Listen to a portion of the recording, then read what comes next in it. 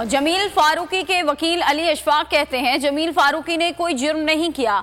5 दिन की गिरफ्तारी में 4 जजेस के पास पेश हुए। हमारी दरख्वास्त ये है कि जमील फारूकी को फौरी तौर पर रिहा किया जाए, जबकि FIA ने रिमांड की इस्तदा की जो मंजूर कर ली गई।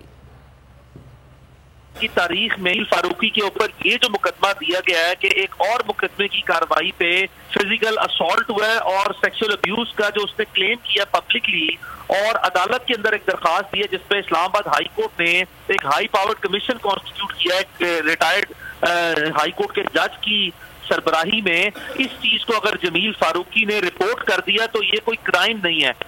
ये बताना बहुत जरूरी है कि जमील फारूकी के 5 दिन की गिरफ्तारी में अब तक ये चौथे अदालत के जज साहब हैं जिनके सामने हम पेश हो रहे हैं। इस वक्त जिस्मानी रिमांड का केस जो है वो कंटेस्ट हो रहा है, जिसमें हमारा मुद्दा ये है कि इसकी मुकदमा खारिज किया जाए और इसकी फौरी हथकड़ी खोली जाए और इसको रिलीज किया जाए जमील फारूकी को।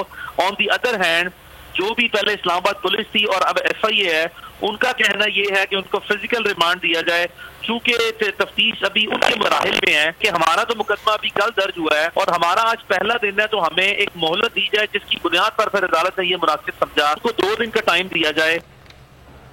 मैं हूं जैस्मीन मंजूर और आप मुझे देखेंगे सिर्फ बोल पर।